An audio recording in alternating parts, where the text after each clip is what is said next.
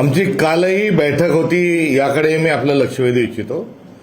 काल आणि आज दोन्ही दिवस महानगरपालिकांच्या निवडणुकीच्या अनुषंगानं आम्ही यापूर्वी केलेलं जे नियोजन होतं त्या नियोजनाच्या थेट अंमलबजावणीच्या अनुषंगानं आम्ही सुरुवात केलेली आहे. निवडणुका जाहीर होण्यापूर्वीच आम्ही उमेदवारांचे उमेदवारी अर्ज मागविलेले आहेत. मोठा प्रतिसाद या संपूर्ण निवडणुकीच्या प्रक्रियेमध्ये पुन्हा एकदा काँग्रेसला मिळत आहे आणि इच्छुकांच्या अर्जांच्या माध्यमातून आता आम्ही त्यांची मुलाखती ज्या आहेत त्या मुलाखतींची सुरुवात ही उद्यापासून संपूर्ण महाराष्ट्रात होत आहे.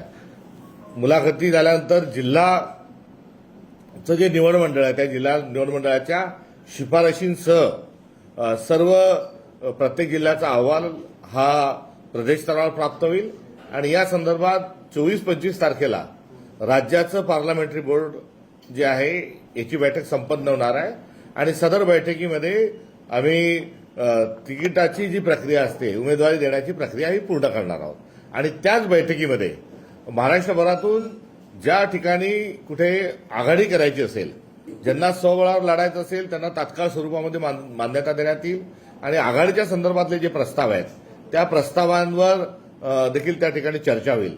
इंडिया अलायन्स आणि समविचारींच्या समवेत जी येईल त्याची छाननी करत असताना त्याला मंजुरात देण्यात येईल आणि जर काही प्रस्ताव कुठे इतर स्वरूपाचे आले त्या देखील तिथे चर्चा होतील.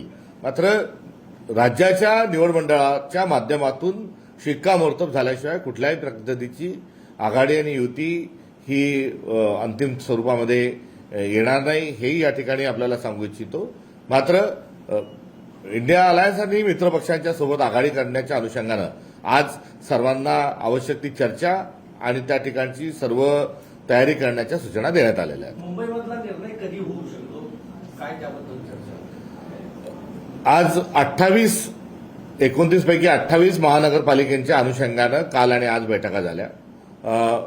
उद्यापासून किंवा येणाऱ्या लवकरच मुंबईच्या दृष्टिकोनातून देखील त्या ठिकाणी चर्चा ही संपन्न होईल. सर, अशोक चव्हाण असं म्हटलंय की मुंबई बॉम्बेची काही जागा त्याच्यामुळे शोभावर लढली तर काय हात होणार.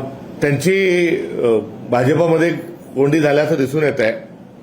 त्यांना नांदेडच्या पलीकडे कुठे अधिकार हे नसल्याचंही दिसून येत आहे. एवढंच नाही तर नांदेडमध्ये देखील भाजपच्या दोन मुलाखती दोन वेगवेगळ्या ठिकाणी झाल्याची चित्र हे आपल्यासमोर असताना त्यांनी हे केलेलं वक्तव्य म्हणजे मी पण एक माजी मुख्यमंत्री आणि मी पण नेता आहे असं दर्शवण्याचा त्यांनी केलेला तो प्रयत्न असावा. मुंबई महाविकास आघाडी असणार आहे, मात्र मुंबईच्या बाहेर इतर ठिकाणी असणार आहे का काही कोण असणार आहे? मुंबईच्या बाहेर समीकरण कशा असणार? ज्या नगरपालिका नगरपंचायतांच्या निवडणुकीमध्ये जी भूमिका काँग्रेस पक्षाची होती अगदी तशीच भूमिका ही महानगरपालिकेच्या वेळेस आमची राहणार आहे.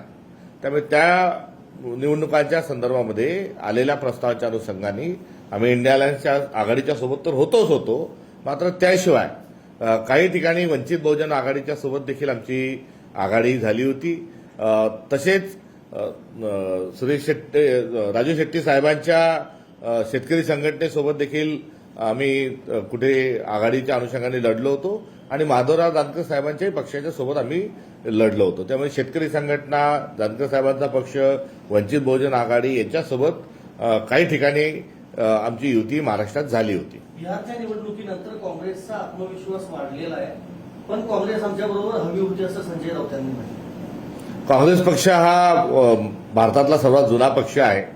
अनेक पावसाळे आणि उन्हाळे काँग्रेस पक्षाने बघितलेले आहेत.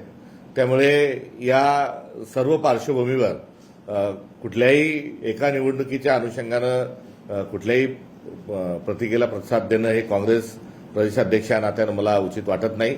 एका जत्रेनं देव म्हातारा होत नसतो ही जी म्हण आहे त्या म्हणीची आठवण या निमित्तानं मात्र मला होत आहे.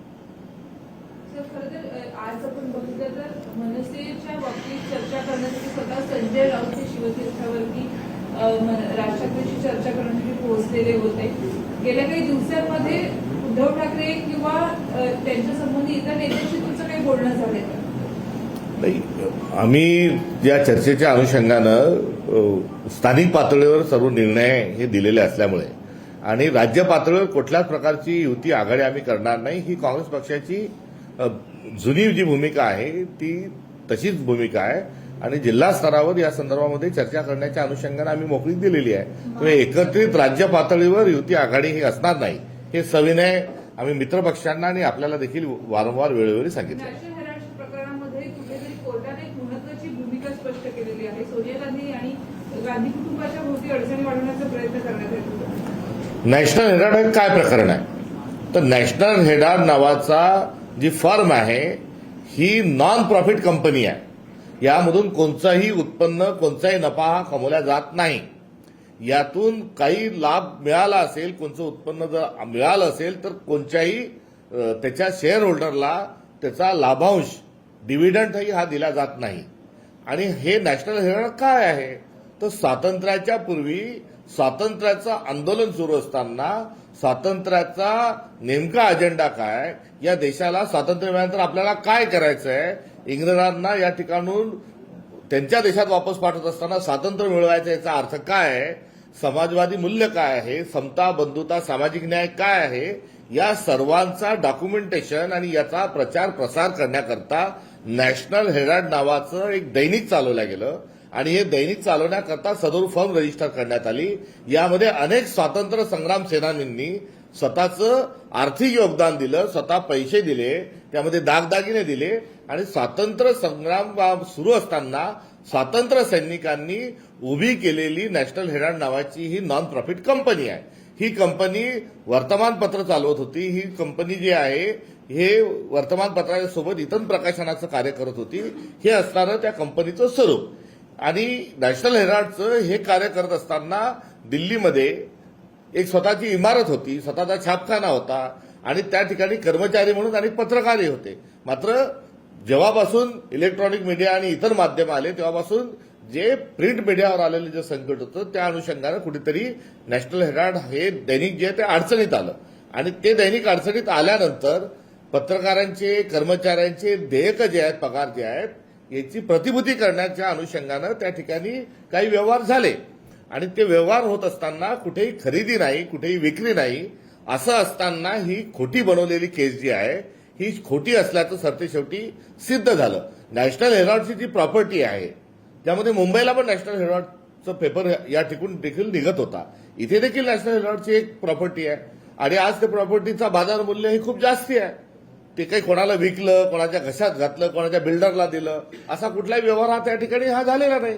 हे सर्व जो व्यवहार झाल्याचं दाखवलं गेलं हे किती खोटं होतं हे आता आज सिद्ध झालंय. त्यामुळे नॅशनल हेराल्डची प्रॉपर्टी खूप आहे आणि नॅशनल हेराल्ड ही नॉन प्रॉफिट कंपनी जेव्हा ही अवसानात जाईल तेव्हा ही संपत्ती कोणालाही विकता येणार नाही. आज त्याचे सोनियाजी, राहुलजी आज त्याचे विश्वस्त जरूर आहेत, आज त्याच्या त्या बोर्डवर जरूर ते बोर्ड मेंबर आहेत. मात्र यांना ही कोणाला विकताही येत नाही आणि जेव्हा अवसानात जाईल तेव्हा ही सगळं संपत्ती सरकार जमा करावी लागते. अशी स्पष्ट स्वरूपाची परिस्थिती असताना नॅशनल हेराल्डच्या नावाने खूप मोठा भ्रष्टाचार झाला आणि नॅशनल हेराल्डची खूप मोठी संपत्ती आहे. याचा कांगावा करण्याचा हेतू काय होता, तर न खाऊंगा न खाणे दूंगा हे सांगणाऱ्या नरेंद्र मोदी आता पैसे खात आणि पैसे खायला प्रोत्साहन देत सुटलेले आहेत. मात्र ही त्यांची असणारी घोषणा आहे की ती फसवी होती आणि चोर सोडून संन्याशाला कशी फाशी दिल्या जाते याचंही असणारं हे उदाहरण होतं. आणि या उदाहरणातून यात कुठलंही काही तथ्य नसल्या कारणामुळे नुसतं नॅशनल हेराल्डचा भ्रष्टाचार म्हणून सोनियाजी आणि राहुलजींनी या संदर्भात जी जमानत घेतली होती कोर्टातून त्याचा वारंवार की तुमचं जमानत पे हो, तुम्ही स्वतः आरोपी आहात याचा कांगावा करत असताना चारित्र्य हननाचा केलेला तो प्रयत्न होता. हा चारित्र्य हननाचा प्रयोग आणि चारित्र्य हनन करणे हेच भारतीय जनता पक्षाचं कॅरेक्टर आहे आणि ते कॅरेक्टर या प्रकरणातून पुन्हा एकदा जनतेच्या समोर आलेलं आहे. नैतिकता नावाचा जो विषय जर भाजपात शिल्लक असेल, नरेंद्र मोदीमध्ये, अमित शहामध्ये आणि संपूर्ण भाजपमध्ये शिल्लक असेल तर नॅशनल हेराल्ड प्रकरणी त्यांनी माफी मागितली पाहिजे. राजधर्म नावाचा देखील एक मुद्दा हा फार महत्वाचा आहे. अटल बिहारी वाजपेयी हे भारतीय जनता पक्षाचे होते, मात्र या भारतीय संस्कृतीतला गांधी नेहरूंनी जो स्थापन केलेला राजधर्म आहे याची सौगात आणि याची वारंवार ते आठवण करून देत होते. आता त्याची आठवण त्यांच्याच अटल बिहारी वाजपेयींच्याच वक्तव्याची आठवण करून देत असताना नरेंद्र मोदींनी राजधर्म पाळावा व माफी मागावी, अन्यथा खोटं बोलणारा, खोट्याचा प्रचार प्रसार करणारा अधर्मी म्हणून भारतीय जनता पक्ष आणि नरेंद्र मोदी, अमित शहा यांचा उल्लेख हा इतिहास केल्याशिवाय राहणार नाही. दुसरीकडे महायुतीमध्ये नवाब मलिक यांना घेऊन भाजप आता राष्ट्रवादी अजित पवार यांच्या पक्षाला कुठेतरी लांब ठेवत आहे. अजित पवार यांच्या पक्षात जर नवाब मलिक असतील तर आम्ही त्याच्यासोबत युती करणार नाही असं भाजप म्हणते. नवाब मलिक हे जो अलायन्स पार्टनर आहे महायुतीचा, त्यातले ते एक आमदार आहेत. त्यांच्या कन्या देखील त्यात आमदार आहेत. आणि त्यातले घटक असताना तुम्हाला जर एवढीच स्वाभिमानाची जर खाज असेल तर आपण राज्य मंत्रिमंडळातून बाहेर पडा किंवा राज्य मंत्रिमंडळातून अजित पवारांना बाहेर काढा. अशा नुरा कुस्त्या ज्या आहेत या दाखवण्याचं भारतीय जनता पक्षानं बंद करावं. हिंमत असेल तर खरी कुस्ती खेळावी. वोट चोरीचा मुद्दा जो आहे तो मान्य करावा आणि बॅलेट पेपरवर निवडणुका घ्याव्या. त्यांचे अजून एक मंत्री आहेत माणिकराव कोकाटे, यांच्या देखील अडचणीत वाढ झाली. त्यांची शिक्षा आता कोर्टाने कायम ठेवली 2 वर्षांची. त्यांच्या अडचणीत वाढ नाही झाली तर त्यांना अजून कशी मदत करता येईल याच्याकरता आता नव्याने शोध हा सत्ताधारी हे कुठेतरी घेतील. कारण अडचणीत तर ते होते. संपूर्ण सरकारमध्ये अनेक मंत्री जे आहेत ते अडचणीत आहे. आता असे रवी बहादर जे आहेत यांना आता त्यांना पूर्ण वेळ रमी खेळण्याकरता मोकळीक न देता मंत्रालयात बसून, विधान भवनात बसूनच आपण आपलं मनोरंजन करा, मात्र आम्ही तुम्हाला काढणार नाही असा जो स्टँड या देवेंद्र फडणवीसांचा जो आहे त्या स्टँडला आता अजून नवीन एक कारण ते शोधतील आणि त्यांना मंत्रिमंडळात पुन्हा ठेवतील. वास्तविक पाहता नाशिकच्या प्रकरणामध्ये 2 वर्षाच्या वरची शिक्षा झाल्यानंतर तातडीने 24 तासाच्या आत त्यांचं मंत्रिपद हे घालवायला पाहिजे होतं. त्यांची आमदारकी रद्द करायला पाहिजे होती. मात्र ती केली नाही. त्यांना मोकळीक दिली आणि अशी व्यवस्था केली की ते त्याच्यावर कुठेतरी स्थगनादेश आणतील. मात्र त्या स्थगनादेशामुळे काही दिवस जरूर निघाले असतील. मात्र आता पुन्हा कोर्टाने जो दिलेला आदेश आहे, हे किती पण कोर्ट केले तरी हे फक्त आजचा दिवस उद्यावर ते टाकू शकतात. तर दुसरीकडे दुसरा अन्याय, राहुल गांधींना एका अत्यंत फसव्या आणि एका भ्रामक नामसामधर्म्य असल्याच्या नावाखाली एक शिक्षा झाली आणि ती शिक्षा झाल्यानंतर किती वेळ मिनिटात त्यांची खासदारकी रद्द झाली तर त्यांची 24 तासाच्या आत राहुल गांधींचं खासदारकी रद्द करण्यात आली आणि 48 तासाच्या आत त्यांचं 12 तुगलक लेन या ठिकाणचं निवासस्थान देखील खाली करून घेण्यात आलं. सुनील केदार साहेबांना शिक्षा झाल्या 24 तासात त्यांची आमदारकी रद्द झाली.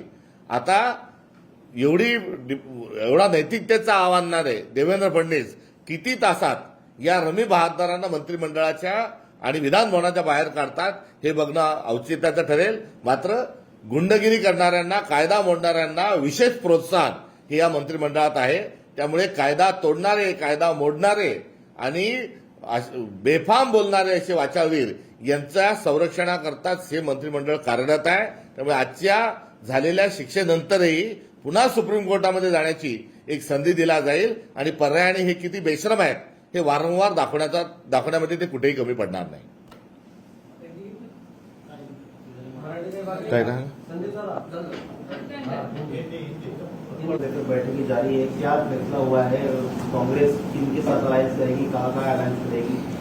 या महानगर पालिकाओं का जो हमारा प्लानिंग है वो पूरा हो चुका है और उसको लागू करने के लिए कल से हमारी मीटिंग भी हो चुकी है और हमने भी इसके पूरे मैदान में पूरी ताकत से उतरने का पूरा पुरजोर कोशिश हम भी कर रहे हैं.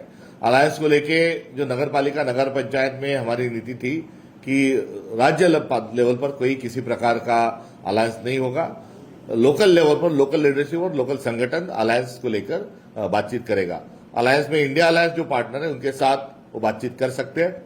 उसके अलावा वंचित बहुजन आघाड़ी, किसानों के संगठन और माधवराव जानकर जी की जो पार्टी उसके साथ भी वो बातचीत कर सकते हैं. ये उनको आज इस प्रकार से उनको सूचित किया गया है. इसके बावजूद किसी दल और किसी से यदि अलायंस करना है तो उसका प्रपोजल वो लेके आए. आने वाले 24-25 तारीख को स्टेट पार्लियामेंट्री बोर्ड इसका फैसला करेगी. सर, दूसरा सवाल ये है, इस प्रकार से शिवसेना और एमएनएस के अलायंस की बात चल रही थी. एक प्रकार से संजय राउत कांग्रेस के कब्ज करते हुए जिस प्रकार से बयान दे रहे बिहार चुनाव में कांग्रेस कैसे जवाब देगी संजय राउत जिस प्रकार से कांग्रेस के पक्ष का टिप्पणी कर रहे हैं? कांग्रेस पार्टी इस देश की सबसे पुरानी पार्टी है। बहुत धूप छाव का खेल कांग्रेस पार्टी ने देखा है और ऐसे चलते हुए एक बिहार का भी एक पड़ाव है। उस पड़ाव को लेकर कोई पार्टी का ना चरित्र बदलता है, ना उसका अंदाज बदलता है, ना उसकी विचारधारा बदलती है। तो मैं इतना ही उस पर कहना चाहूंगा कि कांग्रेस जो है एक वैचारिक लड़ाई लड़ने वाला दल है और हम हमारी जिम्मेदारी ये करते आगे भी लेके जाते रहेंगे। कोई छोटे पड़ाव के लिए सोचने वाला हमारा दल नहीं। बस मैं इतना ही इसके ऊपर कहना चाहूंगा। सर, अलायंस की बात करें, आप कह रहे हैं कि कांग्रेस जो है सोल अकेले चुनाव लड़ेगी। अब चुनाव के बाद क्या कांग्रेस जब महानगर पालिका का जो फैसला आएगा, क्या उसके बाद कोई विचार होगा कि एनडीए के साथ सूचना और इनके साथ जाने का? मूलतः वैचारिक संघर्ष जो है वो कांग्रेस का की एक पहचान है और कांग्रेस का वो काम है और उस काम को और अच्छे तरीके से अंजाम देने के लिए हमें सत्ता की जरूरत होती है। और मूलतः वैचारिक जो प्रवाह है और विचारधारा जो है हमारे लिए सब सर्वतोपरि है। हम उसके संरक्षण संवर्धन के लिए प्रयासरत रहेंगे, ना कि सत्ता के लिए। दोनों ठाकरे भाई जो है वो अलायंस करने लगभग सहमति बन गई है। 1-2 दिन में उनकी गठबंधन की घोषणा भी हो जाएगी। तो आप कैसे देखते, क्या इसका कांग्रेस को नुकसान होगा, फायदा होगा, कैसे आप देखें? फायदे नुकसान करने के लिए राजनीति कोई ये दुकान नहीं है।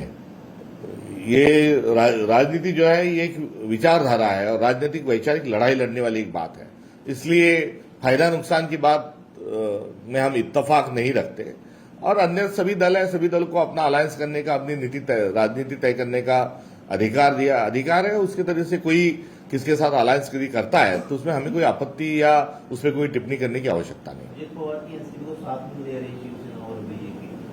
तो हर कोई दल है, हर दल की एक खुद का उनका आईन होता है, खुद का संविधान होता है और उसके हिसाब से उनको काम करने की आजादी वो करते रहेंगे। नवाब मलिक को लेकर उनका विरोध मुंबई में खास होगा। नवाब मलिक जी को विरोध है तो नवाब मलिक जी, उनकी बेटी जो विधायक है, ये सत्ता के भीतर सम्मिलित है। यदि इतना ही उनको स्वाभिमान की सौगात वो हमेशा देते रहते हैं तो उनकी यदि हिम्मत है तो अजित पवार के पूरे गठ को अपने अलायंस से, मंत्रिमंडल से बाहर निकाल के दिखाए, तब जाके इस पर कोई टिप्पणी करे।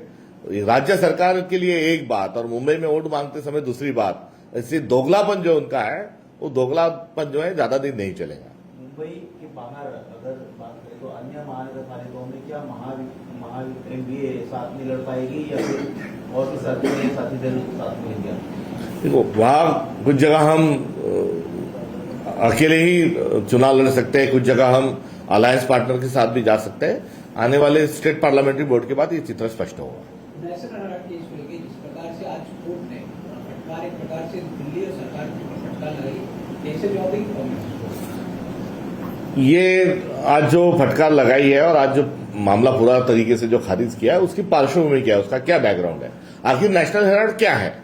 तो नेशनल हेराल्ड एक आजादी के पहले, एक आजादी के बाद भारत कैसे होगा, भारत का आईन कैसे बनेगा, समाजवाद क्या है, सामाजिक न्याय क्या है, समता क्या है, बंधुता क्या है, जो कांग्रेस आज विचारधारा है, उस विचारधारा के साथ साथ देश आगे कैसे ले जाना है और आजादी स्वराज कैसे हासिल करना है, इसका सारा चिट्ठा लोगों के बीच में साझा करने। देश विदेशातील प्रत्येक घडामोडींचे लाईव्ह अपडेट मिळवण्यासाठी आता साम टीव्हीच्या सर्व सोशल मीडिया प्लॅटफॉर्मला लाईक, फॉलो आणि सबस्क्राईब करा। तसंच सर्व नोटिफिकेशनसाठी बेल आयकॉन प्रेस करायला विसरू नका।